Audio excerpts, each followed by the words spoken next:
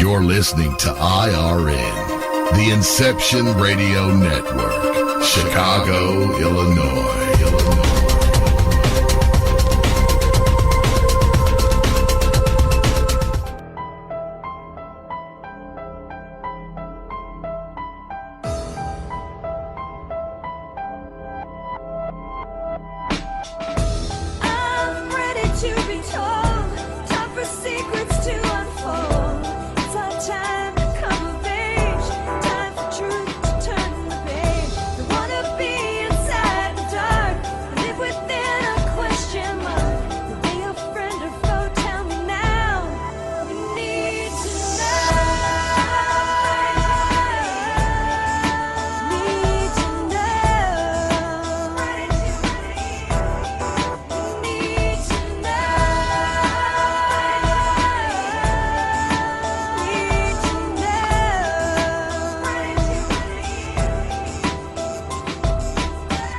Are you ready for an epic journey?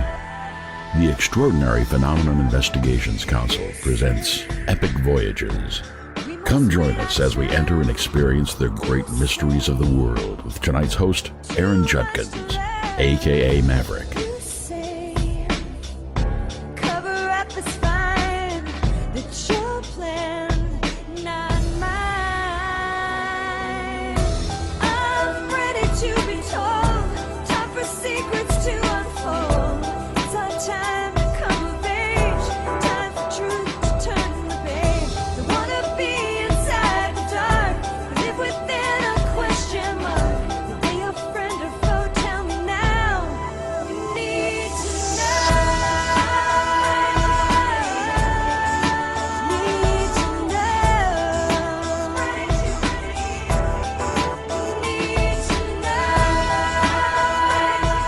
And welcome to another fantastic edition of Epic Voyages Radio. I am Maverick, a.k.a. Dr. Aaron Judkins. I think it's the other way around. Anyway, welcome all and hello from the great state of Texas in the Texas Hill Country. So live broadcast tonight with a very special guest. And we are live from the Valley of the Giants with our special guest, Dr. Heather Lynn. Our show topic is the Sumerian controversy, a special report.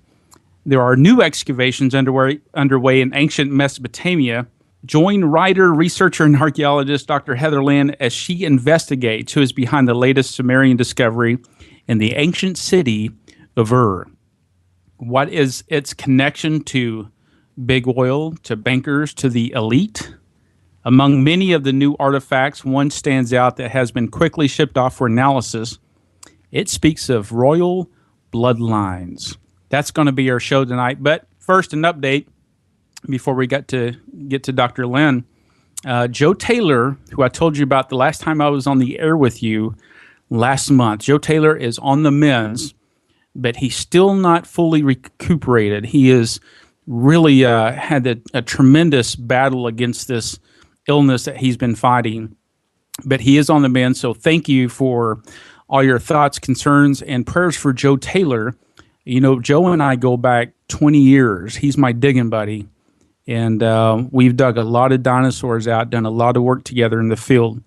Joe is a legend in his own time, and he really appreciated all your comments on his Facebook page, thoughts and concerns. He really did. So when Joe gets better, we're going to have him back on the air. But thank you so much for your concerns for Joe. Secondly, I have been traveling abroad. The last time that I was on the air with you, I've been all over the place, and I can barely keep up with myself. I pass myself coming and going, in a sense, and I have to tell you, lots of neat things are happening. Again, the up for the theatrical documentary Finding Noah will be out hopefully this fall or this winter. It's a little behind schedule, but good things come to those who wait. And so it's going to be released in major theaters. As soon as I get an update on that documentary release, I'll have it up on my website at aaronjudkins.com for the latest, or you can go to www.findingnoah.com for the latest as well, and see the video trailer for the movie that's up now. You can go see that. So very interesting things are happening.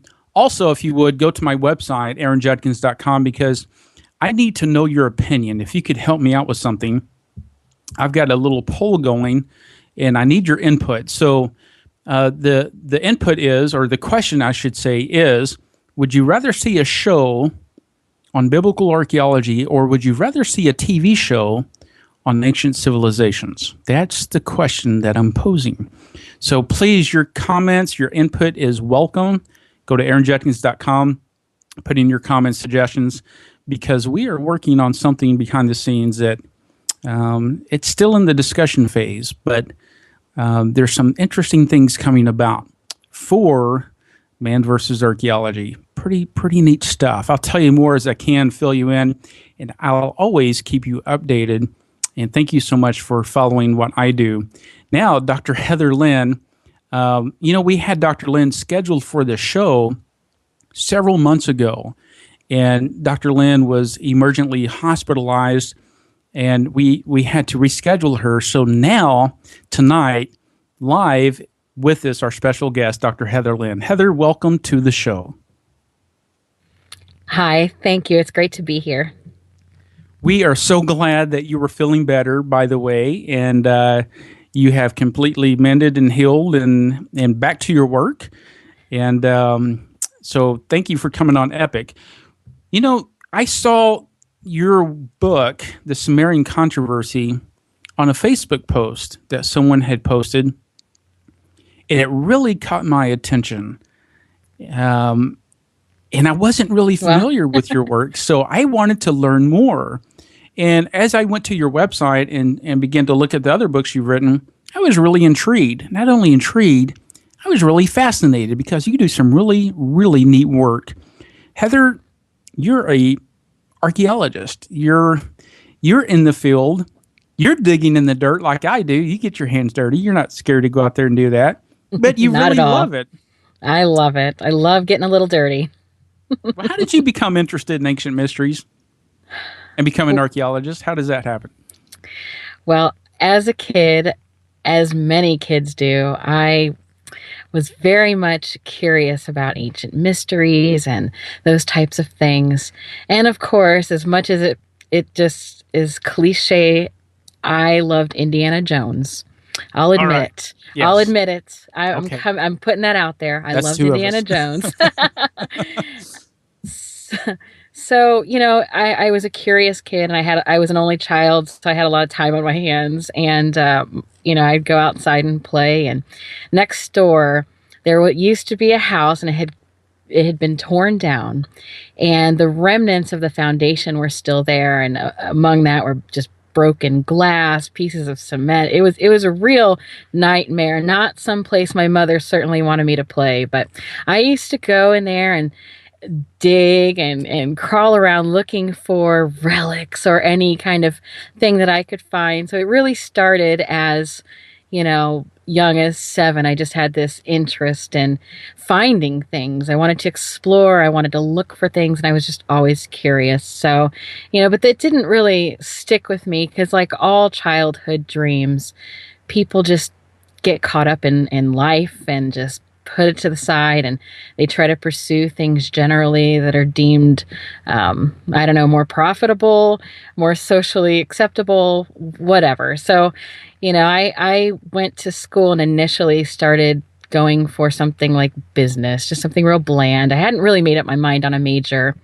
And so I just went in and started taking some classes, and, among the general liberal arts set, I had to take some art history and things that I was really excited about. And those were the classes that really just spoke to me. And it occurred to me, why am I here taking these classes I don't like? But then, here are the classes that I do. Like, why am I not pursuing this? Who's really in charge here? Is it just, me, or is it society or what other people are telling me I should do. So I just made the decision, I'm going to pursue my dreams and just start studying. So, but of course, that was mainstream archaeology. I still had an interest in kind of ancient mysteries, but I only entertain those in the privacy of my own mind, or for entertainment purposes, you could say, because I certainly wasn't going to study that in a traditional sense. So I went the traditional route, always kind of keeping the open mind to other ideas and theories. Wow. And so you really took an interest at an early age, like I did, and you actually went kind of a different route. I was very similar in that I went into the medical field first, but you just can't get away from your passion, and that's what I think is the neat thing about it. It's never too late to pursue your passion. It is never too late. No, that is exactly right. And to reach your dreams, whether that's in archaeology or whatever. I also love to play music, and when I was growing up, I was going to be a rock star. I had long hair, and I was, the whole 80s thing going on, and that's what I was going to do. But, I'm glad that dream, at least that part of my life, I'm glad that didn't come true. Now, it came true in a sense that I still have a passion for music, but it wasn't really the thing that was really my destiny. And now that, I found that path for me, it sounds like you found the same, kind of your path in the same way. You found your destiny eventually, and now you're doing some great work. Tell us a little bit about, you kind of started in the traditional sense in archaeology, but you kind of began to look at some other things that were showing you a bigger picture. Yes. What prompted you to leave the traditional mainstream archaeology? That's I never really intended on to leave. Certainly not because I had other interests. I know so many professors who have the most eccentric interests, and they have those, and it doesn't cause them to up and leave. So my interest in ancient mysteries, if you will, that really wasn't what spurred my decision. It came down to a time where I worked at a local community college, and I worked in one of their research labs doing archaeology, but mostly what the focus was public archaeology or community archaeology. And that's what, I studied in graduate school, was specifically public history. So the difference with that is it's more of a roll up your sleeves and let's try to get the community involved. Let's try to bring archaeology and a study of history and these disciplines out into the public as a form of education. So it's not just trapped behind the scenes in a lab.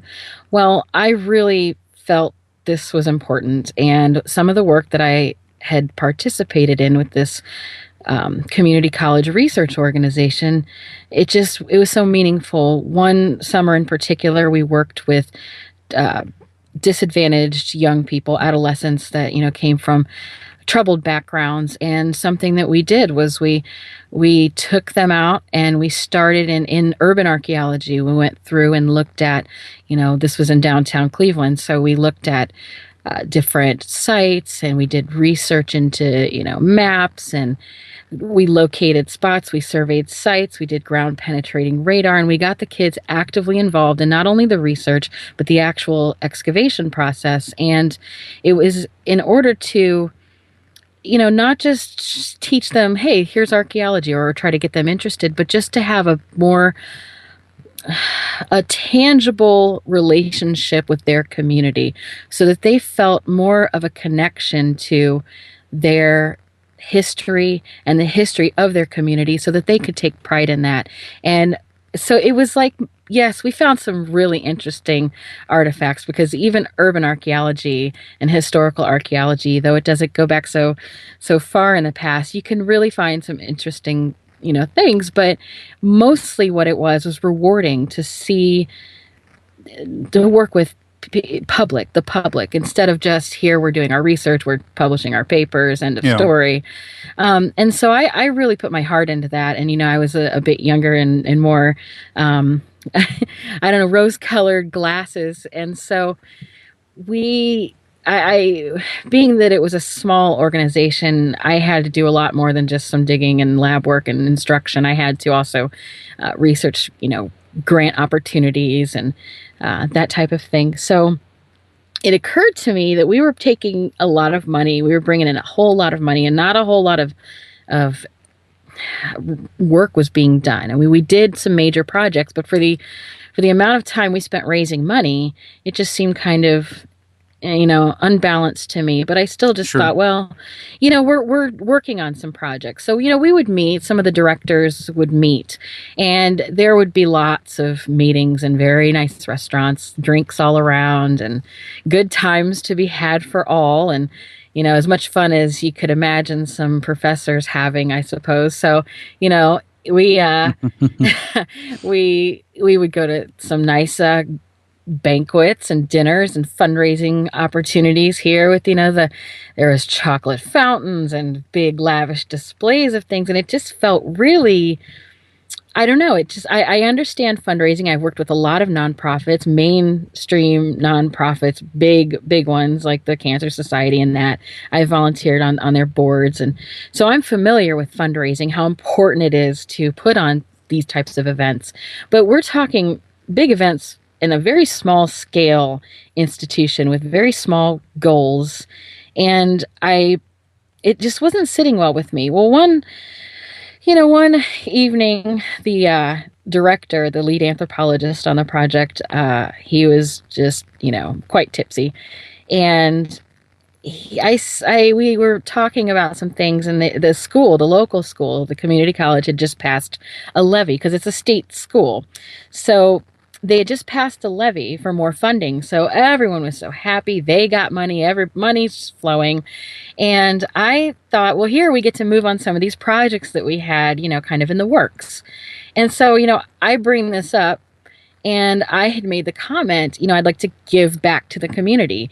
That caused some belly laughs, and I was not prepared for that. And he said specifically, why would you do that? Are you really thinking we're trying to do something good? He just sort of questioned me on this, and he looked at me just blankly. And I was confused because I knew he was a little bit, tipsy, but right. I thought, surely you understand what I'm saying. So I said, no, we're doing all these grants and we're trying to do all this. And he's like, listen, I'm going to let you in on how this works. Because he sort of looked at me. He was about to retire from his tenured position.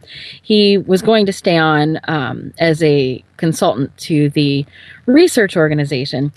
So he was trying to sort of advise me on some things and help me out along the way, which, I was grateful for. So he looked at this as an opportunity, let's say a teachable moment. So he said to me, this is what we're trying to do. We're trying to keep our lab open.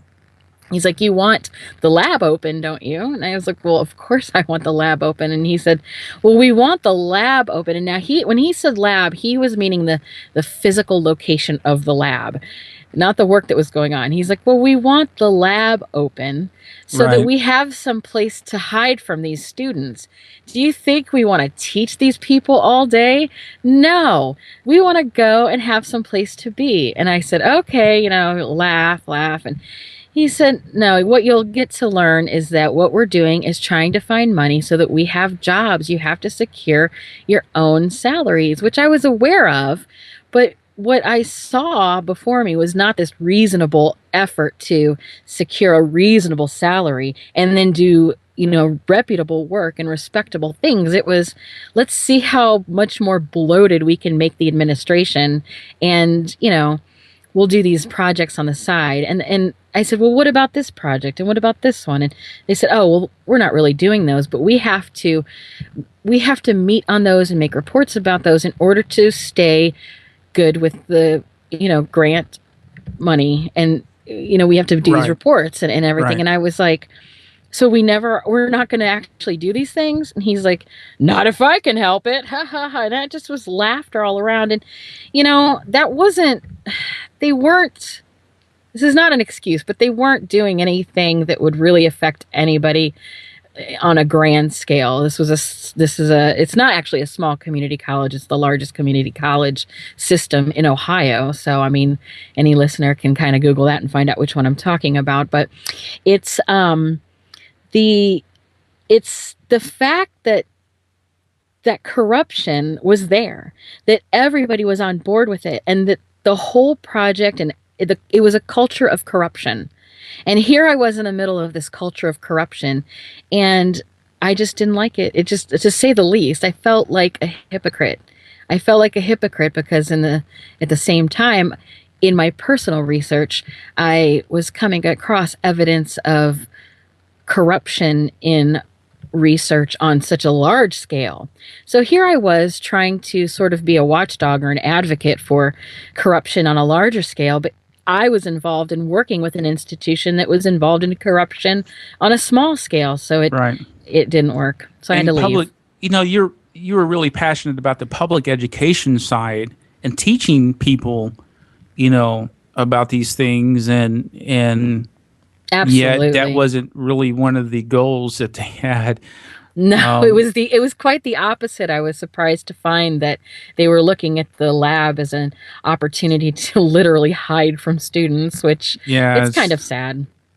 Well, I think there's a little bit of that anywhere you go, and I know that is also, prevalent in other sciences, in the fields of academia. So it's a little problematic because it shouldn't just be about a job. It really should be about passing on what we have learned to the next generation coming up, and that's the students. And they really need to know, I think, the bigger picture. And too often, I think we give them a very narrow window of ideas, and we don't let them think. We tell them how to think. We don't teach them how to think. And I think there's a big issue with that. But I would agree with that. When we're talking about archaeology, obviously, this is a passion. You became a little disillusioned with this, and so, that led you to kind of do some other things as far as a career path. But what was the big thing, the first big thing that kind of got your attention and said, wait a minute, this isn't what I was taught in school. Something is odd about this, and I can't really put my finger on it, but there's something here to this, and why haven't I ever heard about this before? What was that one artifact or that one site or whatever it was? What was that one thing for you that really got your attention and made you start thinking about the bigger picture in archaeology? That's a great question. Thank you for that one. That's one of the best questions I think I've been asked, because there is sort of an aha moment where you're just like, something's not right here. So yes, it goes beyond things like my personal beef with, individuals over, what I deem to be a corrupted institution or what have you. In terms of the research aspect, there is a difference between what you are taught in primary school and what you are taught in college, and then what you can later find out. So we're talking, multiple sources with different inputs. It's astonishing. I found this to be a wake-up call for not just me, but a lot of just incoming freshmen in college, when you're taught different things that just it didn't go right. Like, let me give you an example of this particular instance. Sure. Things like Columbus, your kid in 1492, Columbus sailed the ocean blue and he's a hero. Hooray, we have a day for him, right? He discovered America, right? Absolutely not. This is the silliest thing. And you get into college and then you learn the real truth about who Christopher Columbus was, where he was from, and just things like that. So it isn't even so much as this hidden knowledge that some people, have stumbled upon. It's knowledge that's hidden from our general public schools or primary schools or even, some private schools. You're taught this historic narrative when you're young in your formative years. And if you are lucky enough to get to college, your mind is blown because there'll be a lot of times where you start learning that, now forget all that. Let's get into the real information. And that's still not all the real information, but it is a world away from what you're taught in school. And when you're young, you listen to the teachers, especially in history and those types of subjects. It's all rote memorization. You have to just learn the dates of this and the names of that, and that's pretty much it. You're not engaged in the process. History is not a study of just pre-existing facts to memorize. There are debates currently going on in mainline historical research over things that are taught now in school as fact. So what we don't learn is that history and the study of the past is an ever-changing topic. It's fluid, and it also has to do with who is the writer of that history. I would encourage anybody to research, look up historiography. It sounds like a $5 word, but it's an important word in the academic study of the past. It's not history. It's the history of history. Who makes history? It sounds a little bit, meta, but it is, in fact, an important thing to consider that they don't talk about when you're in your formative years. That's not unless you get into the higher disciplines and they start saying, all right, let's really talk about who are the history writers, because again, one of my favorite quotes, I think I have it on my website. It's, Napoleon. It's usually attributed to him. It's, what is history but a fable agreed upon? That's the truth. We don't have concrete knowledge of our past. As archaeologists, as historians, we have snippets that we have to fill in the blanks to the best of our ability using whatever evidence we have. And then that's going to be in a cloud of bias to whomever it was that is deciphering this information, which is why it's important to have peer review and empirical research and a dialectic so that we can kind of try our best to weed out our own personal biases. And this is a process. This is the process that goes on. But when you are, say, in 5th grade and you're just taught, well, this is what happened on this date, that's what happened on that date, case closed, go memorize this and never question it again, that's wrong. And so when I got to be older, this is a very small thing, but it was one of those things that just kind of left me with my mouth hanging open for a while. I was in a class and the professor had mentioned how, we were talking about Roman concrete and how important and different that was and how the recipe for it had actually been lost to history. And forever people have tried to come up with what is Roman concrete? Why is it that our concrete just crumbles after so long? Our infrastructure's crumbling, everything's falling apart.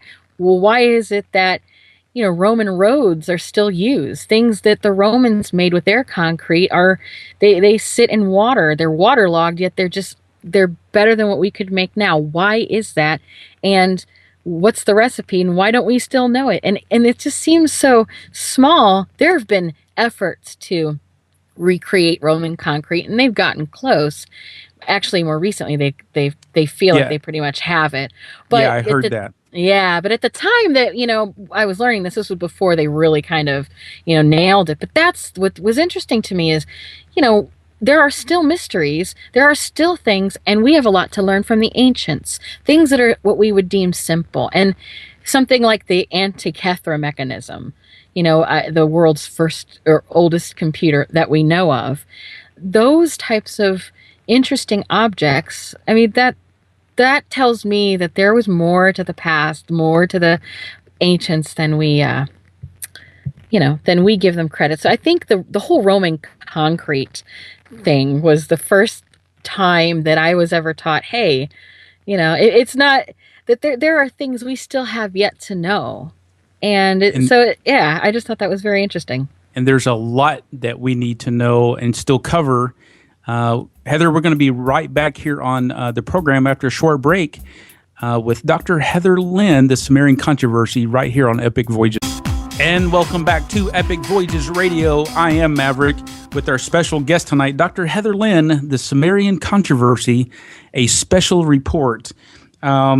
If you're interested, go to the live chat room at inceptionradionetwork.com. Hit the chat button there on the icon on the website, and then that'll take you right into the chat room. You can interact with other listeners, type your questions. Better yet, call in with your question for Dr. Heather Lynn, 1-888-919-2355, 1-888-919-2355. And we'll take your call, comments on the air for Dr. Lynn. Dr. Lynn, we were talking about, how you got involved in archaeology, and then you wrote a book called The Sumerian Controversy, a special report. Tell us a little bit about your book and why is it a controversy?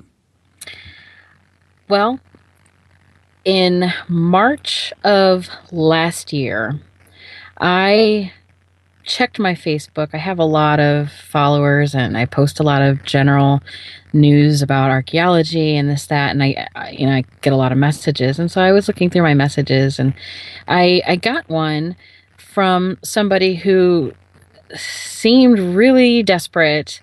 They were asking for help. They said they had knowledge of artifacts that had been found at a site called Tel Khyber in Iraq. They said they had been taking bags of artifacts away, and in all caps, they were saying, "This is our heritage. Please help. What can we do?"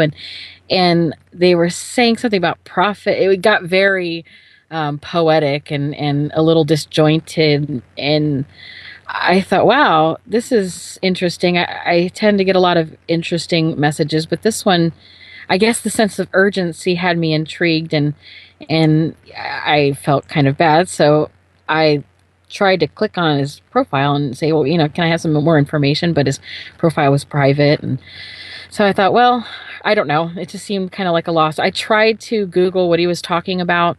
But I think maybe he didn't spell it right, something. So I didn't know what to do.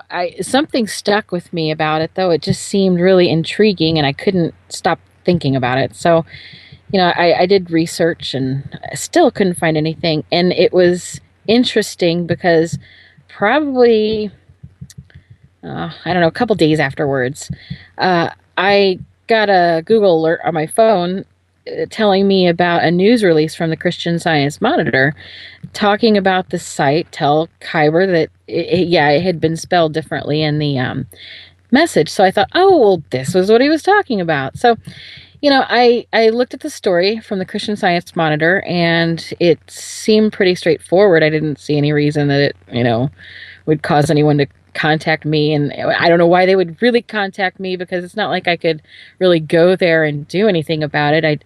I unless I was just his only point of contact, maybe. So I was sort of at a loss. So I'm looking at this news article, and it was an extraordinarily important find. So I can understand why there was a lot of excitement. The discovery was near Ur. And this is a really big deal because it was the first foreign excavation at the site since the 1930s. So and that's referring to the last major excavation, which was at Ur itself. So this was quite a big deal that anybody was even there excavating to begin with. And there were no Americans involved. It was a team of British archaeologists. And what year was this? This was last year in 2013. It sort of went under the radar. It was just, only a press release went out, and it was picked up by a couple of news sources. So, but this was big news. So I thought, because again, that there had been no other excavation in and around that area since the 1930s, since Sir Charles Leonard Woolley had been there, discovering most of what we know of. Oh, Woolley. And yes, old Woolley. So, after the 1950s revolution, it put it off limits to foreign archaeologists for like 60 years. So, I mean, it was huge. It was a huge news story for archaeology and science. So, and you say old Woolley. I mean, he was an interesting character. He, by today's standards, he would have been considered an amateur and not even been permitted to research, let alone excavate. But he found treasures that rivaled King Tut's tomb. I mean, he really made huge discoveries and was very important. But again, it's funny because so much is built on credentials and credibility, yet he really didn't have the credentials. He was what back then they kind of looked at as an antiquarian, somebody who just had an interest in this kind of thing. So he did a lot to, really bring the idea of Sumerians into our, mindset. And it was really a developing field even back then. It was.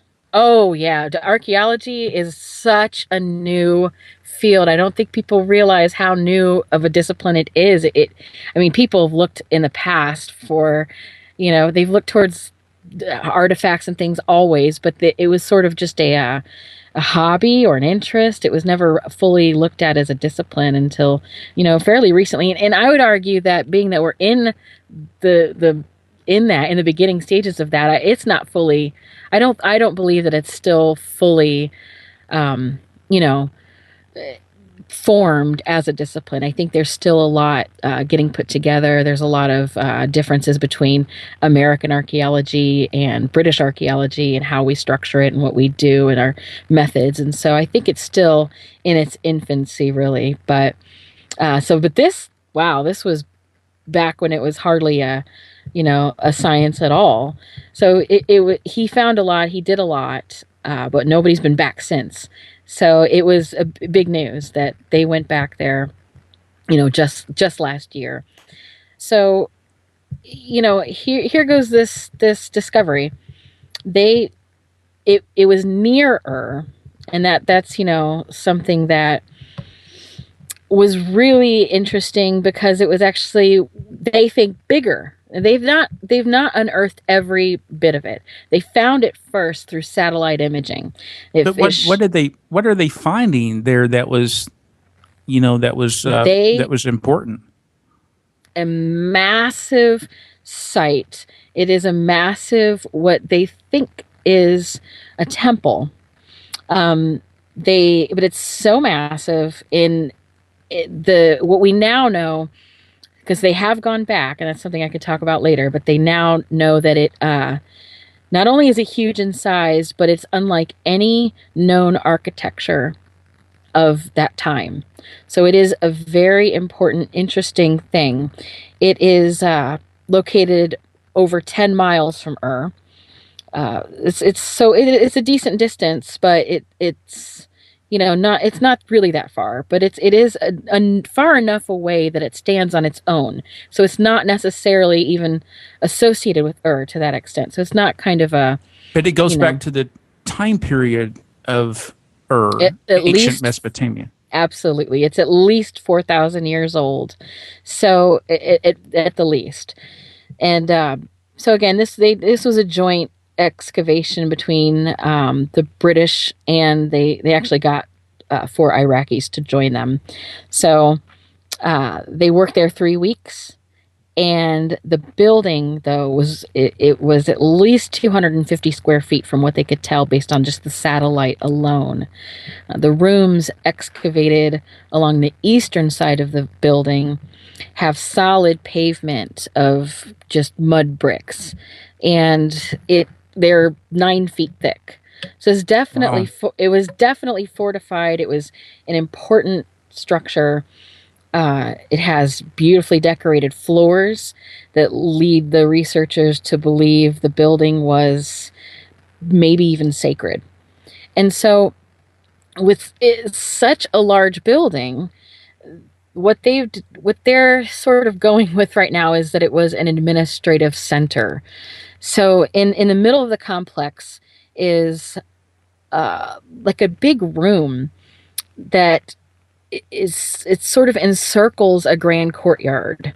I mean, and it's extremely unusual to find large complexes like this old on this scale. So this is really big.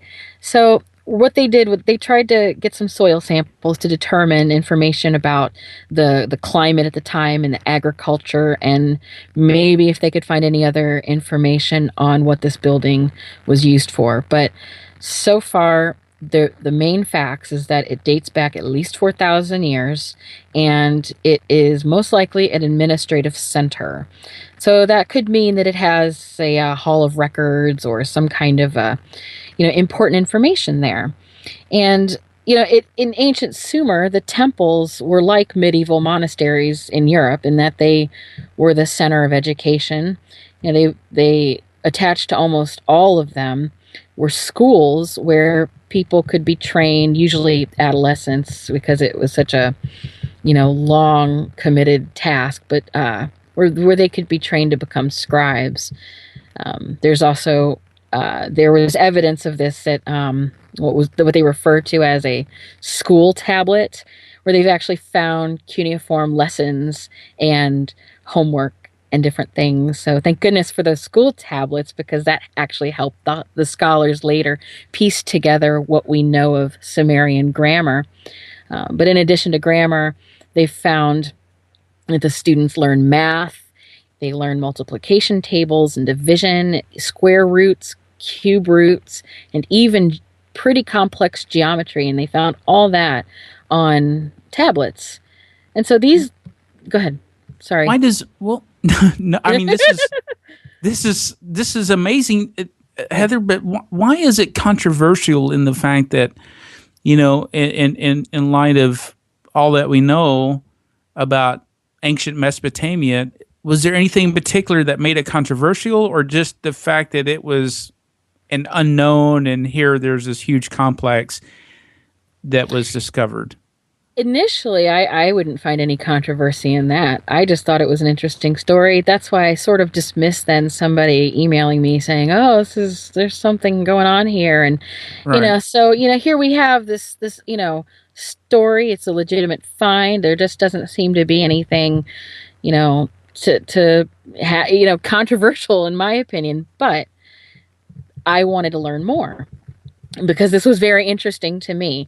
And so I contacted the college that was, in charge of this. I contacted the professor who was in charge, the British professor that was in charge of this, just so that I could kind of get an official statement. Because when I posted this on my Facebook later, I said, "Hey, check this out. This is really interesting. Look at this news story," thinking it was like any other interesting archaeological news story.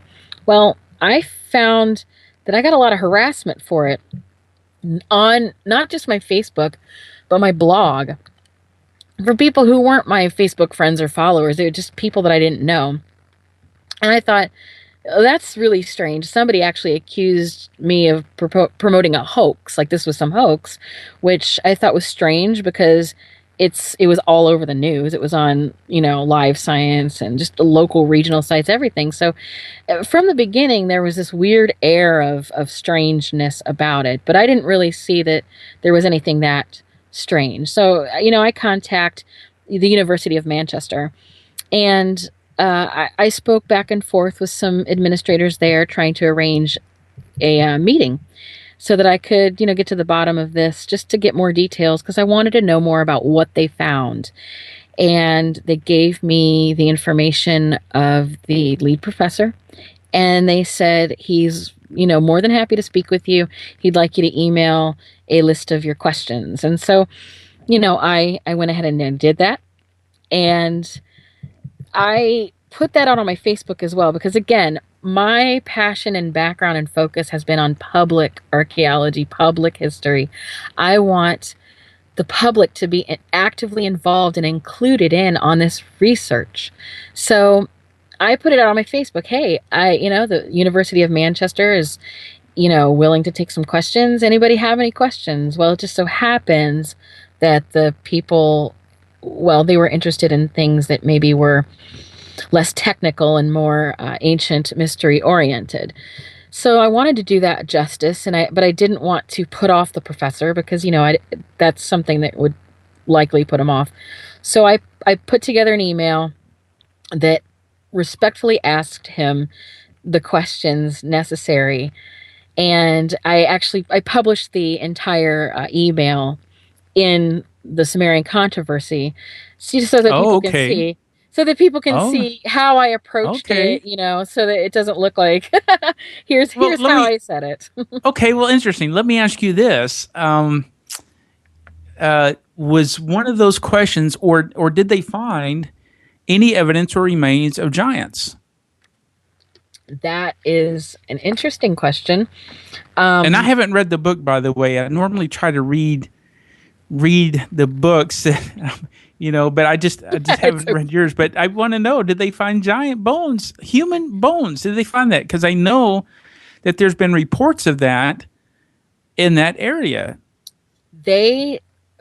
From my knowledge, they have not found specifically giant bones.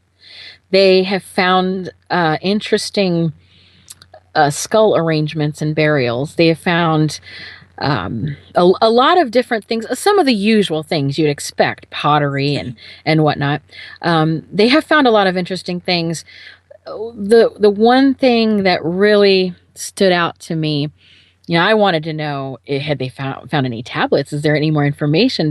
They did. And from the initial interpretation of the tablets, the tablets spoke of bloodlines, and this is common in that time period where they list the king's list, or if it's an administrative center, they did that a lot with trying to record genealogy and whatnot. But in addition to bloodlines that were different than the ones they had previously known about, they found tablets that spoke of what could be interpreted as the Garden of Eden. And wow, that was really very interesting to me. And they had a lot more about that, talking about the details of what the garden looked like and where it was located, and some different information that way. And I wanted to know more about that. And so, I published the email, and I'm looking for a response. Before you know it, I get no response. I give him some time, and after a lot of back and forth, it ends up, well, he just doesn't want to talk to me after all.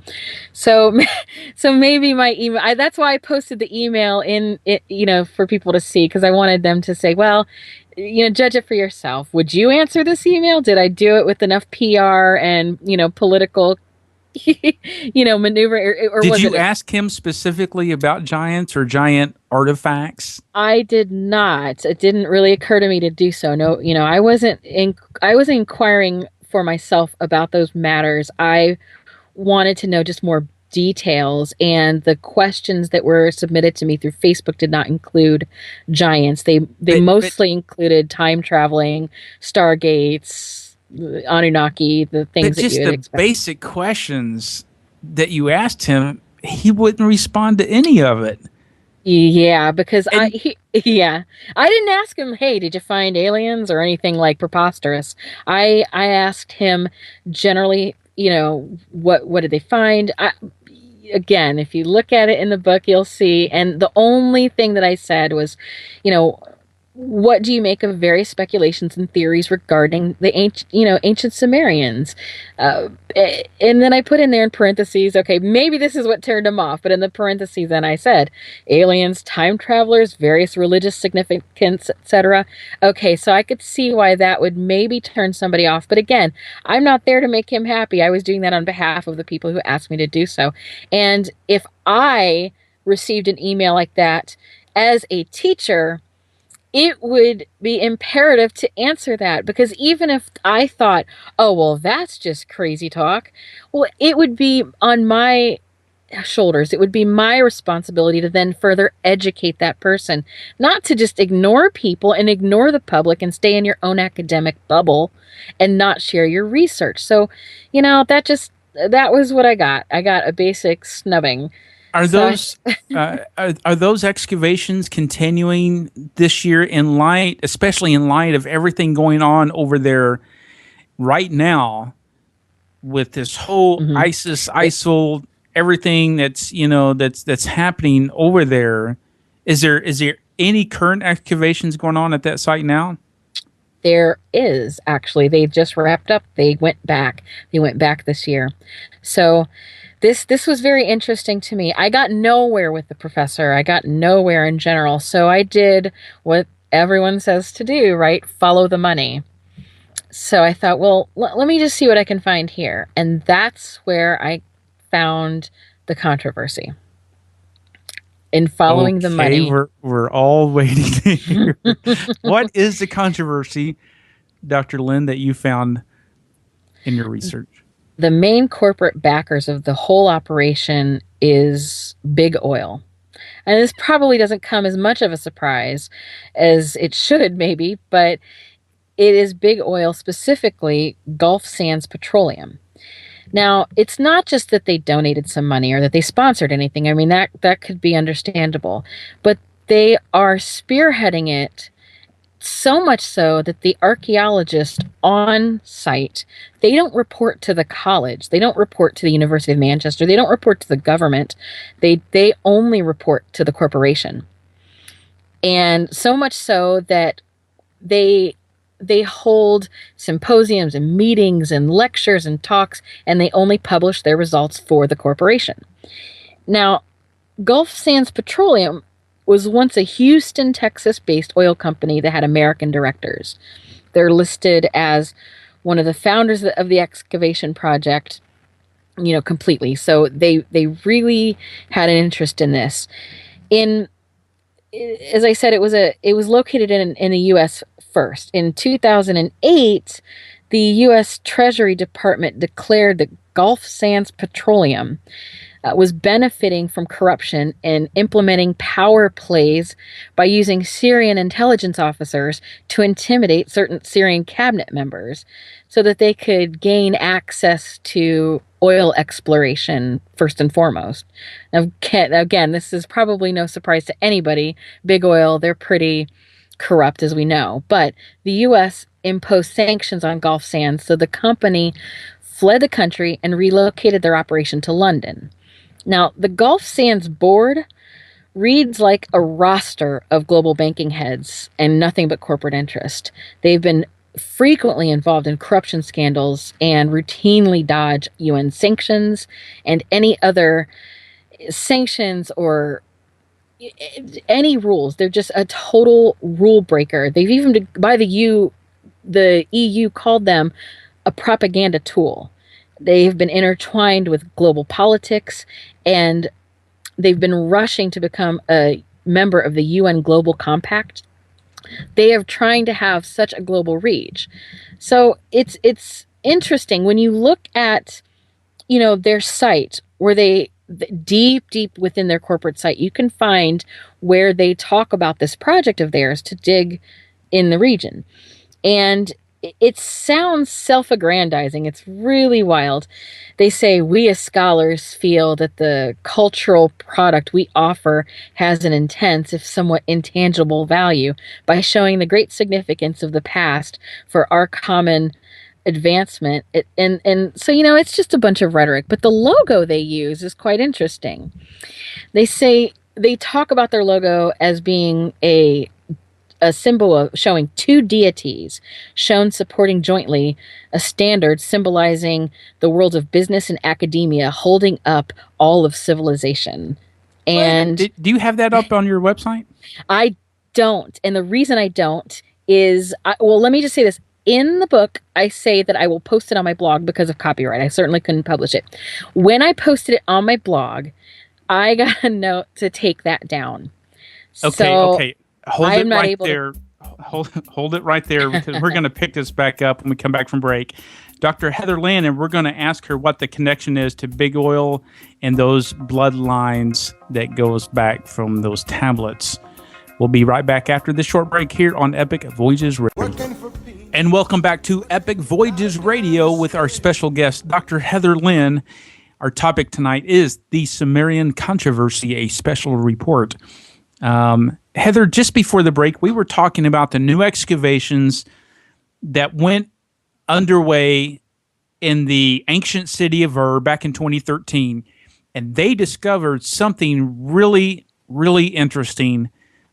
But the controversy isn't really the site necessarily, it's what's connected to the site. And you were going to tell us about that connection to those bloodlines, those royal bloodlines. What is all that about? Well, in addition to big oil funding the excavation, the other big players let's just say the big oil was first, specifically Gulf Sands, and then underneath them were other very large players. The British Foreign Commonwealth Office, including the Government Communications Headquarters, BBC, Secret Intelligence Service, and some interesting things that you wouldn't think would have any interest necessarily in archaeological sites. And then there was also a very large donor from the Thyssen family. And I don't know if your listeners are familiar with the Thyssen family, but they are one of the richest families in the world. It's been widely accepted that they own the world's largest private collection of relics, said to be only rivaled by Queen Elizabeth herself. But they got their massive fortune through Nazi activity. Let's just say that. They initially, they have huge corporation. They've established steelworks, elevators, escalators, industrial conglomerates, banks, just art collections. They have money just beyond. They're not rich. They are wealthy. They were just one of the many mega rich bloodline powerhouses. Just why is everybody so interested in this site, though? I kept looking into that too, like, well, what is this? Fritz Thyssen was the first man to get the newly formed, at the time, Nazi party off the ground. He gave them their largest injection of funds. These people, they have their roots in a lot of nefarious things. And so why would they be interested necessarily in this site? That's been the main question. But they've bankrolled this. And from what I understand, and I put all this in my book. If anyone is interested, I have all the connections laid out to who's related to whom, and all the relations down to even the relation of Woolley to all of this and his connection to Skull and Bones. It sounds preposterous. I would have never, ever even listen to anybody if they told me this before I just found it for myself. And so I found that a lot of this has to do with the Federal Reserve. There are all of these, what you would think would be these stereotypical players in all of this, elite family talk that goes on these days. And I thought, surely this isn't serious. This can't be, but it is. And I found it. I've published it all for everybody to see, all of the connections. So again, it makes you wonder, okay, why are these people, these big players, looking there, and what do they want? Well, Thyssen himself, he is a huge art collector. So you could say, well, he's looking for relics. That's what he wants. The oil company, well, they're clearly prospecting for opportunities to, get oil, but why are they so interested in the cultural, material there? And the university, well, obviously they're a university. They want to keep their jobs. But this is something I want to really distinguish here, because a lot of people, when they look at different sites or maybe something being lost or found or anything, conspiracy wise or whatever about ancient mysteries, most of the time the blame falls on the university. And I have to say, the university, they are just one of the many players in these types of situations. They're there trying to secure their jobs and their monies and their whatever. It's the bigger people who basically use the universities as a way to launder money. So the university, the professors, they're not necessarily interested in finding any bloodlines, giants, etc. It's the people who are funding then the universities to go and do that. And those are the people that we rarely get to hear from. But those are the people that a lot of the universities answer to directly. And so that's why it is important to follow the money. But in this discovery of the tablets, what I found was that they lost some of them, or so they said. They claim, lost some of the tablets? They claim. Now, I don't buy it one bit. I don't buy it at all. How do you lose tablets that you had just for yourself published excitedly that you found and you're dating and cleaning and whatever, and there's pictures of them. Here they are. How do you lose those? I mean, I guess it's possible, but they didn't lose anything else. They only lost these particular tablets. But what did those tablets say, by the way? The only information that I've been able to get that is confirmed on what the tablets say from directly from the university has been the talk about the Garden of Eden and some details about that, and a new list of bloodlines that are different than the traditional kings list that we know of. What do you mean? They're different. They're different in the Sumerian kings list. Mm-hmm. Like different names, different dates? Names, different families, different names, different dates. So it contradicted. Some of the dates, it contradicts, exactly. And that's important, and that's interesting. But was it? I mean, is it? I don't know. Is it information that they know of on those tablets? Was any of that information vetted? I mean, is it empirical? Empirically proven that these dates now contradict what we know in the Sumerian king list, which, by the way, is controversial. Exactly. But is it that this information's may be true and correct, and by the way, now we've lost them. Yeah, that's interesting. I couldn't say for sure. It's either, I mean, in terms of it being vetted, they're being researched by some archaeologists who they're pretty much at the top of their field. I have no reason to doubt that their information is correct in that sense, but in the sense that they're being very upfront and honest about their finds, I mean, that's something that is to be questioned. Who knows? There's always that question of bias here. Are they, did they find something that contradicted, what the general established narrative is, therefore they want to get rid of it? Or is it that they want to look into it further without anybody looking at it with the fine-tooth comb? Or is it because that's not really their research, because they don't answer to anybody other than a mega wealthy art collector? Well, exactly. Or you don't want that information getting out for one reason or another. Yeah, and that's what I think. Like you said, follow the money. And look, if they're wealthy enough to finance a huge excavation like that on a whim, they're powerful enough to make those tablets disappear. And I believe that. And let me tell you, when you talk about an excavation like this is huge. I mean, this is a war-torn area. They don't have this particular location. I mean, yes, it's outside of Baghdad, but where they're digging has hardly any infrastructure. They've had to kind of have makeshift roads just to get to the site. Not only that, they can't go out there unprotected. They have massive help in protection. They fly in. It's a multi-million-dollar endeavor. And I was happy recently, this past year, I was able to get my hands on the entire documentation of all their funding, financials, and how much everything cost down to the itemized T. Did you publish that in your book, The Samarian Controversy?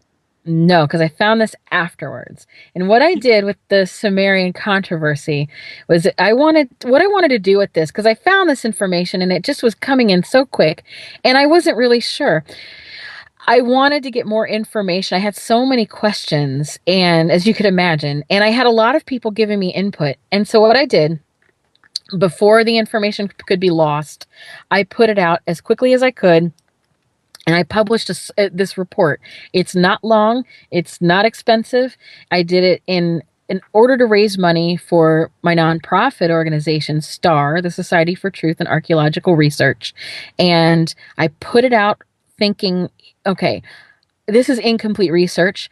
I need more information. Maybe if I put this out here, I had already made some ripples with contacting people, and I kind of made some people angry by posting the copyrighted strange logo on my site and contacting the professor and just sort of making it known that I was poking around. So I put this out, one, for my own protection because I was receiving death threats, and two, so that other people that maybe had something to contribute could read this or help me out somehow, hear my interviews, anything, and just give me more data, because that's how I initially found this anyway. Yes, it was an AP press release, so I was going to find out about it anyway, but I had somebody who felt that it was important enough to bring it to my attention, so I thought maybe there are other people who have information, and so I put it out there as a plea, like, okay, here we go.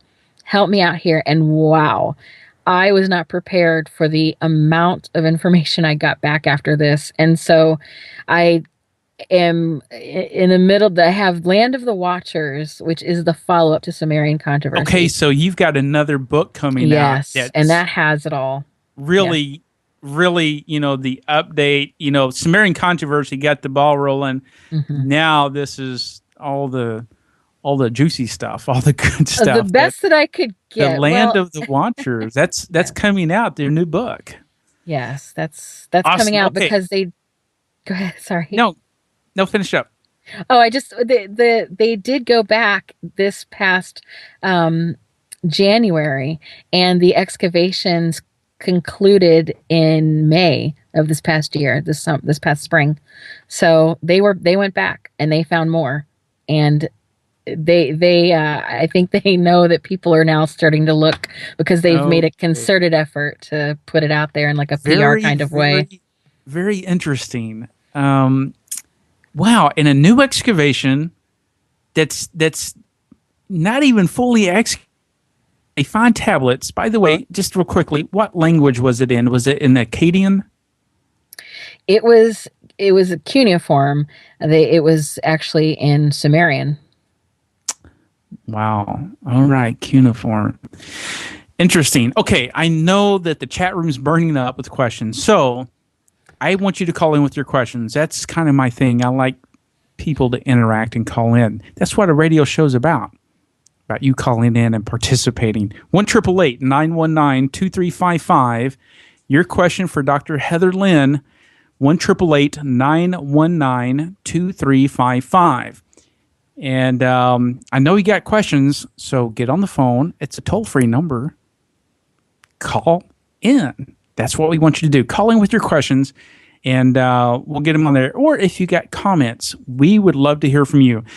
By the way, make sure you go to Dr. Lynn's website. It's Dr. Lynn. It's Dr. Heather Lynn, drheatherlynn.com. And her last name is Lynn. So it's Dr. Heather Lynn, Lynn.com.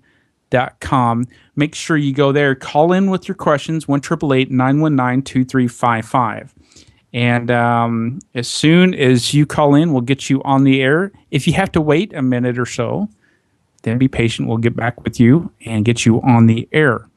Okay. So you got a follow-up book called The Land of the Watchers, which is a follow-up to the original book, The Sumerian Controversy. And when you ask for more information about this particular site, you got a wealth of information. I'm wondering what they found this year. Do you know? Well, I know that the team was a lot larger this year. So they whatever they determined last year, they thought that it was worth reinvesting more now. So they did find enough. And this is, you don't do all this just for some pottery pieces. Sorry, you just don't. You don't do this for tiny pieces of pottery. They have found something, and this is what the lead on the project actually said. She had this kind of strange tweet that just said, "We are searching for information, not objects." And I thought that was interesting. So I mean, yes, that is interesting. They're searching for information, not objects. Yes. And so I just thought, take that for what you will, but I just found that to be quite intriguing. And so another thing that's interesting, they have the great nephew of Sir Leonard Woolley, Alistair Lyon, there too, because of course it's a family affair. Everything they do is traced back to, various bloodlines. You can't get involved in this type of inquiry unless you're well connected. So it's sort of cronyism. They're all out there, doing their thing, but they have a very large team, and they have not now, in addition to this complex, this administrative building, they have found a second building just a short distance away. So what we are uncovering here that just is not getting enough news coverage at all is the potential for an enormous metropolitan area. It's not just it's not just the ziggurat. It's far more. Okay, Heather, we got a caller from New York. Bill, are you on the line? Yes, I am, Maverick. How are you? Hello, Dr. Lynn. Hi, Bill. How are you? How are you? I just have a quick question. How is it that the governments that these archaeological sites are at allow them to take control, or are they being bought off? I mean, are they being paid off to allow this kind of behavior to go on in those sites? Yes. I mean, in a nutshell, yes, that's exactly what's going on.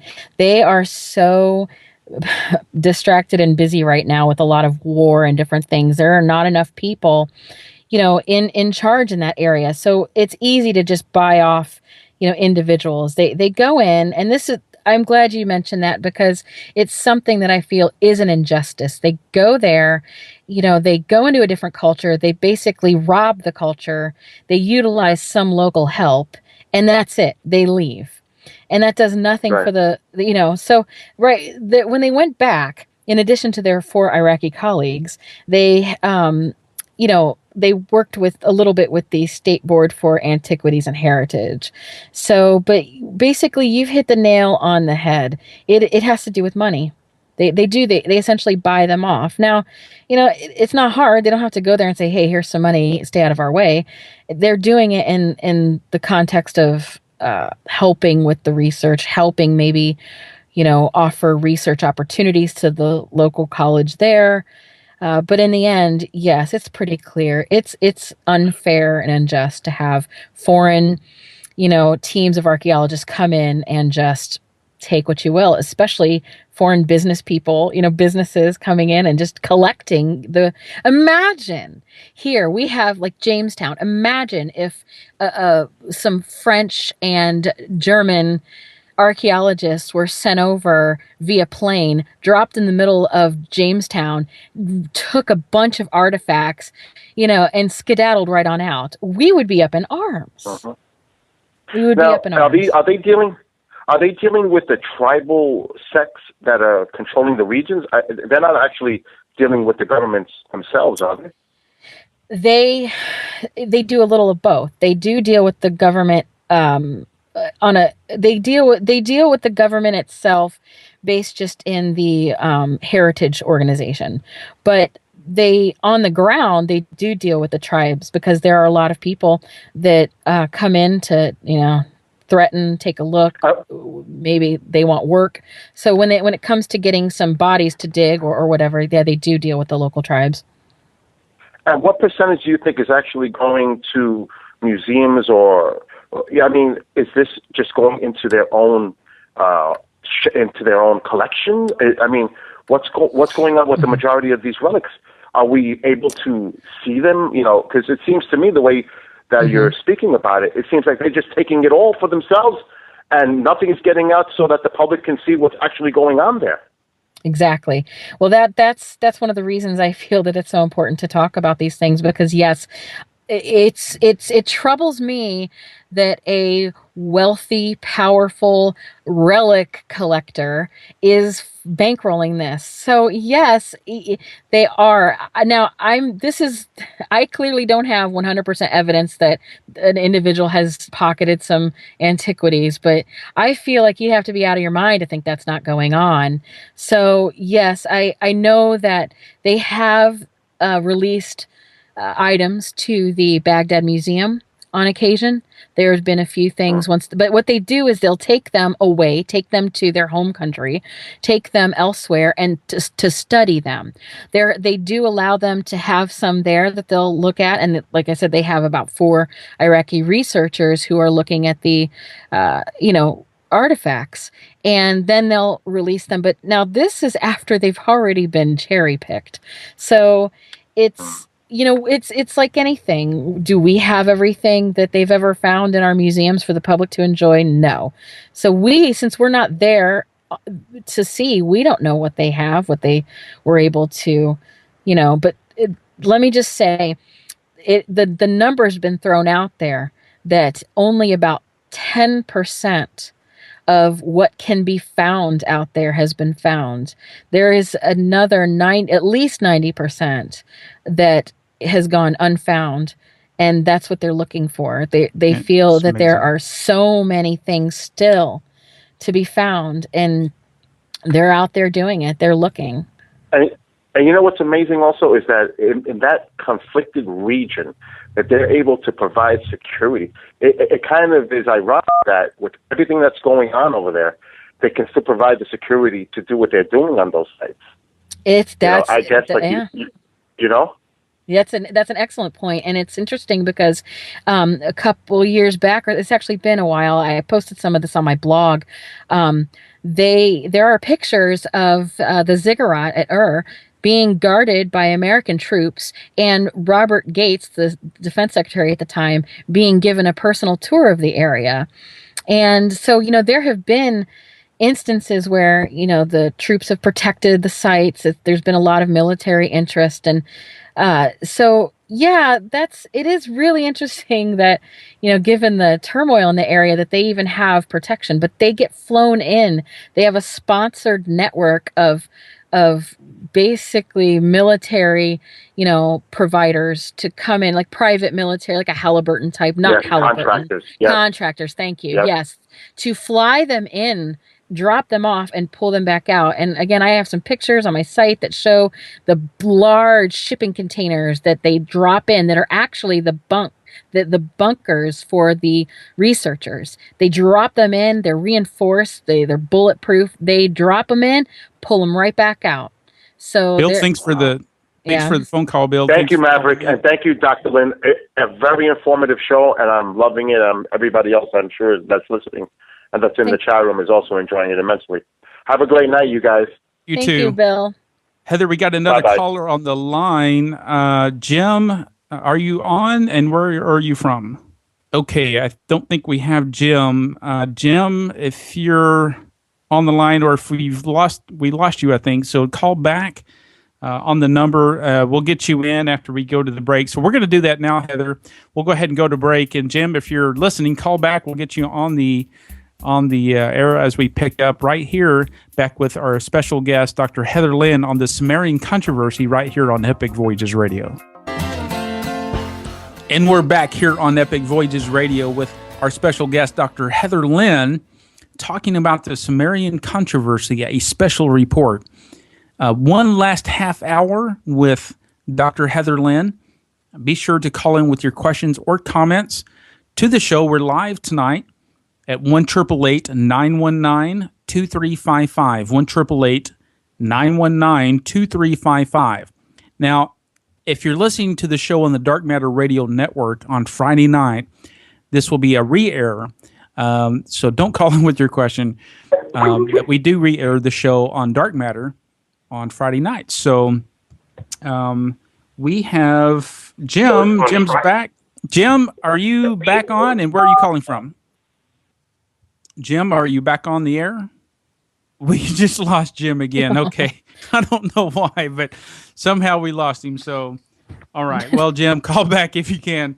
Heather, we're talking about this connection and how it all goes back to what you're saying is these bloodlines and big oil. What's the takeaway on all this? Do we know just yet? What's the big thing that we need to know about it? The big thing that we need to know is that there is a lot of money flowing and a lot of people going to the Middle East to look for something. And that is what we don't know. And there are a lot of clues as to what that could be. And a lot of people have ideas. And so this is interesting because, we don't know what's in their head right now. There is a lot of evidence, but it's one of those things where when I put the call out, hey, what are your thoughts? What do you think they're looking for? Let's look at this evidence together. Let's do this in a public forum because I've reached out to the people doing this. They will not speak publicly. What they've done is now that they know there's a public interest, they've slowly been putting some information out there that's been very much whitewashed and kind of, oh, look, we're digging around now. Yay. But they don't say anything substantial, and they certainly aren't putting out the kind of information that we really need. So it's really hard to get a hold of their reports. It's really hard to get a hold of their information, and that's wrong. So the takeaway is this. We're still looking, and in Land of the Watchers, I have found a handful of theories that are very workable. I've gotten help from not just viewers or listeners or readers, but experts in the field, some of my friends, colleagues, and other people who I ended up meeting based on this research. For instance, I had an economist contact me with some information about ancient economic technology, if you will. So not ancient technology in the sense that, they found free energy, which is another idea that's been kicked around, but technology in the sense that there were different economic systems or different ways to, control money or people or what have you, that the Sumerians knew that perhaps figures like Anunnaki did that they could maybe implement now. I mean, we're talking a whole host of ideas. And so what I do in Land of the Watchers is I kind of take a look at these ideas. I put them out. I give each theory its own consideration, even some of the most what people would consider outlandish theories. And I look at the facts and I look at the evidence and I say, okay, what do we know? And what do we know from the new excavations? Because again, they just wrapped up in May and they found a lot more. So what Heather, do we know? I think we have Jim back on the air. Jim, are you there now? Are you on the air? Okay. Yes, I am. I'm here. Hi, Jim. Where are you calling from? I'm calling from Ames, Iowa. How are you guys doing? Very well. Great. I was just listening, and in the chat room, they've been going crazy with where all this stuff is being taken away to, and what we're losing in our heritage of all the. It's enraging. It's what it is. I hear big oil taking over these universities and taking away the dig sites.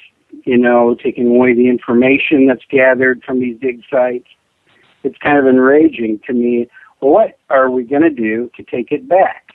What can we do to get this stuff back so that the public can get it, can see it, and realize that we've been digging for it out there? What can we do? I think that's an excellent question because, Thanks, is easy to feel powerless. Thank you, Jim. It is very easy to feel powerless in these situations. Stripping a nation of its cultural material robs it of its identity. And without its identity, social cohesion will dissolve and people are more easily homogenized and controlled. So it's not only important for human identity, but it's imperative for social cohesion. This is talking about like a breakdown in society, and that's part of, what happens when these people go into an already, troubled society, and they rob it of its cultural identity. It is a disaster. But, when you feel like you have no power, when those thoughts creep in, as they've been programmed to do, you have to fight it. You have to tell yourself that you do have the power. And Galileo said this: all truths are easy to understand once they are discovered. The point is to discover them. So discovery is a necessary part of understanding this truth. So what we need to do is keep the dialogue open, going, public, and loud. And I've already seen, just in a year, a response from that other side. So we have to make them answer us. We have to be loud and not let this go. That's what we can do. Well, my voice in there with you. I remember hearing about people going in and starting archaeological digs, and like Bill was saying earlier, they literally have to hire an army to protect the site, because it wasn't just outside agencies coming in and robbing the site. It was the people coming in and robbing their own site and selling off their own heritage to make money, because the almighty dollar, or whatever they use for currency over there, is more important to them, because look at them, they're starving to death. Yes. Absolutely. I mean, so as soon as we turn up something that's valuable, they start digging it up too and selling it off and even though it's illegal in most countries to sell artifacts, they have a black market. So there's not a problem with getting artifacts out of the country, and this family, this Thyssen family, probably has more black market artifacts than any of them in the world. They do. And, they absolutely do. What needs to happen, and it's not going to happen, I don't see it happening in the near future, is these countries that are, basically monarchies, where the leadership is stripping their own country and selling it off bit by bit.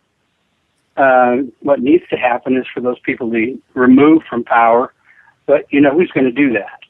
That's the next question. And they're left unprotected. I mean, and when we come in and we want to do archaeological digs there, and the government lets us in with open arms, and then the next thing you know, we've got pirates coming and taking over the site, shooting archaeologists and stuff like that. And it's crazy. I mean, it's to the point where I'm glad I didn't go for my doctorate. Jim, thanks for the call tonight. Thank you so much for calling in. Thanks, Jim. All right. Thank you. Bye-bye. Bye. Well, he's kind of got a point there, Heather, that, there's a big uphill battle. Anytime you find something, if it's outside that mainstream archaeology and you go public with it, man, you're going to get hammered. But then it's another thing to cover the thing up, or to have mysterious, artifacts missing from a new archaeological site, a new dig, and those artifacts are gone. That doesn't happen. These things get cataloged. There's a process of information that there's a custody of these artifacts. Artifacts just don't up and disappear unless somebody's got a lot of power to do that. And there's got to be a motive to hide artifacts and information. There's a lot of information that's buried in basements that the public will never see. And these, I'm afraid that these tablets are going to be gone, never to see the light of day again.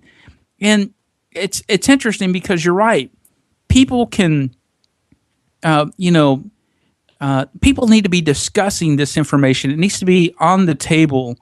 And what we find out, we need to be able to ask questions, We need to be able to vet the information. We need to be able to ponder the information.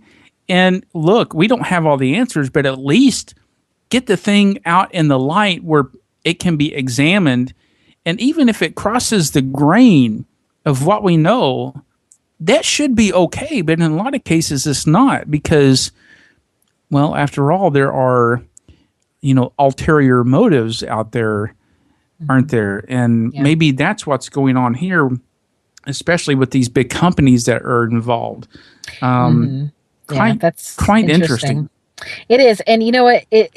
Another thing, and this is just a quick little statistic here, a point on Africa in the context of, say, Egypt or what have you, but the African continent, this is according to UNESCO, the cultural material that is currently out of Africa is 90%. So 90%, and that's the entire continent, the giant continent of Africa, which contains many, many, many, many countries. And 90% of the known cultural material is gone from the continent and has been put out on lucrative Western markets, has ended up in museums and private collections everywhere except in Africa. 90%.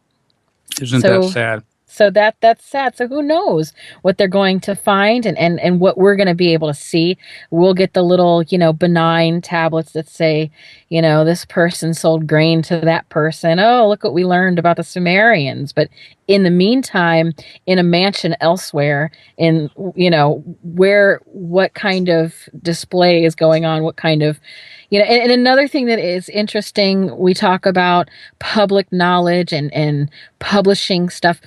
The state of American archaeology is so fragile. It's just crumbling due to the corporatocracy as well. And I'm sure you're familiar with the term cultural resource management, the nice sterile form of archaeology that we have here. Well, so many private archaeological firms, they end up having, what they call gray papers and papers that just, they find stuff, they put it away, because it's not really their job to inquire or to learn or to build. It's to, excavate, to comply with laws at construction sites. They do the obligatory, paper on it, and it goes away and it stays hidden a lot of times. Not all places, because I know a couple people who have their own CMR, private companies that do great things with the public, and they put that information out, and it's wonderful. But it's not a universal. These are private companies who are out to make money. Their number one force is to make money, not necessarily research for the betterment of humanity. So that's another player that we have that's kind of in the mix here when we talk about the understanding and appreciation of history, the historical narrative, when it comes to, the public and the important, what Michael Cremo, who is a great researcher in some of these alternative fields, what he refers to as the knowledge filter. So I think that's something important to consider. Yes. Okay. Well, you've done a lot of work and a lot of writing. You got your new book coming out, The Land of the Watchers. What current projects are you working on now other than that? Are you in the field anywhere? Are you writing new material? What are your current projects? I am here and there. I do some field work locally. I've been looking into some different Native American sites, some actually pre-Clovis sites, and some which there's controversy over the whole Clovis idea and pre-Clovis and whatnot. But basically looking at some prehistoric settlements and some forts and some different things locally here in the Great Lakes region. So I do a little work here, do a little work there. But my personal projects here that I'm really focused on is Land of the Watchers. It's in edits right now. It's going to be available this December. The first 2 chapters will be available for free on my website starting in around October, November. And so that should be good fun. I have a lot of contributors to Land of the Watchers, and a lot more information's been published. Like I said, I initially put out the Sumerian controversy as a report, and this ended up being a full-size, pretty large book that it just took on a life of its own. So that's in the works. But now that that's sort of out of the way for now, because it's still a developing story, I'm still following that story because they do intend to go back this coming field season. I am, in the meantime, I'm working on my next book called Evil Archaeology. That, yeah, that one's been a real interesting adventure. It's been a little scary, actually. I don't scare easily, but this one, yeah, I've had some scary moments. I've been looking into, basically the archaeology of demons, archaeological evidence and history of demons, haunted relics, that kind of thing. So it's more of a look at, where did all the, there's so many demons. Every culture has a type of demon. There's the jinn, the, regular, just the Christian demons. There's every religion has their type, Yes, and even the Christian demons, a lot of them have the names that they have originated from ancient Babylonian gods and You're different right. things. So I was going to ask you about that because there is a huge tie between those names and those demonic entities. Let me ask you this. Do you think that all falls back into the name of your book, actually the one that you're working on now to the follow-up, is The Land of the Watchers? And you know what the Watchers are. So it's interesting that you named your book The Land of the Watchers because these all, I think, tie in back to those original Watchers that came down on Mount Hermon and intervened into mankind's affairs way, way back in the beginning. And those were those 200 Watcher angels. What do you think about those Watchers? Are they related to all the malevolence going on behind the scenes? Well, I don't know. I can't say for certain because it's one of those sort of unseen things, and I tend to look at the more tangible, evidence that could be before me. But I wouldn't rule anything out. I think that there are a lot of unseen forces in the world today, and most of them not so positive, to say the least. So, that's why you're working on your book. I mean, Evil Archaeology, isn't that what that's about? The artifacts connected to those entities and how, they can possess objects and things. That's you're right. That is a little creepy. It's a little creepy. We've all heard the stories of the mummy's curse and all these little things that come about from stories of archaeologists who stumble upon, so I guess, for lack of a better term, demonically possessed objects. And because of that, there's curses, or they unleash an evil on the world, or something to that effect. There's stories of that going back even in history of objects being found, or cursed objects. And so my question in this is, what can artifacts hold some kind of a force that way? Is that even possible? And what's the evidence? Is there any evidence? And where do we get all these demon names? I mean, I've had to do a lot of research on demonology. I've interviewed exorcists who will appear in my book, and their take on, when they've done exorcisms, what was was there any sort of talisman that they might have felt brought that demonic force into the life of whomever it was they had to exorcise? So, that's something that whole idea of demonic possession or demons and being associated with a thing, an object, whether it's maybe a Ouija board or, a frightening relic or something like that. I just look at the question of, can those physical things actually carry a demonic presence? And what are demons, and what's the history of those as we can understand it through the archaeological record? Heather, that sounds like a great Halloween show. Would you want to come back next month for a Halloween special and talk about that? I sure would, but I'll have to warn you, it might be really scary. That's what we want. We want scary. Sounds good. We want that. So, okay, guys, if you like Dr. Heather Lynn on this broadcast here on Epic. You heard it. She's going to come back next month for our Halloween special. So, okay, sounds like a done deal. So I'm going to put you in for the Halloween special on Epic. We're going to talk about this, and I know it's a work in progress, but wow, fascinating. I think our listeners are going to really, really like it, and I know I'm going to look forward to that show when I come back on the air next month. As of course, we host our show every Monday with alternating guest host, and so I will be back in October, at the end of October, and we'll be back on, I guess, with Dr. Heather Lynn and Evil Archaeology. Wow, fascinating. Okay, Heather, tell people how they can get involved in your research, if they want to help you out in some way, how to contact you. Tell us a little bit about that. Well, you can go on my website. It's drheatherlynn.com. But you can also email me. I always respond to emails. That's heather@drheatherlynn.com. I get a lot of emails, so I might be a little slow to respond, but I always respond. No matter what is in the email, I will always respond. So feel free to email me with questions, comments, anything you want, heather@drheatherlynn.com. You can also check out my Facebook. I think I'm kind of maxed out on friends on my personal page, so I don't know how. Never be maxed out on friends, Heather. Oh, not really, but I think you made a Facebook new one here. I can tell you that.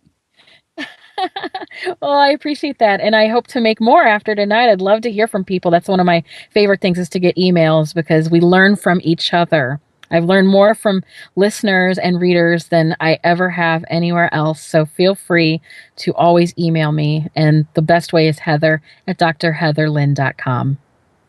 Okay, guys, great. Heather, thanks so much for coming on the show tonight. It was a fantastic show, and it goes by so fast, as always.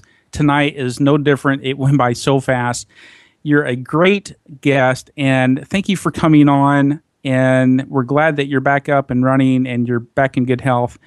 And good luck on your research. And I'm going to talk to you next month on the Halloween show. Sounds good. Thank you so much for having me. You're welcome. You're welcome. Okay, guys, that's it for us here at Epic. Remember, in a time of universal deceit, telling the truth is a revolutionary act. Good night from all of us here, from my producer, Joe Champion, Ken Cherry from Epic Voyages, and Keith Rowland from the Dark Matter Radio Network. From the Valley of the Giants, you're listening to Epic Voyages Radio, and until next time, the truth is... Investigations Council's Epic Voyages. I'm Roger Peacock for Epic. Until next time.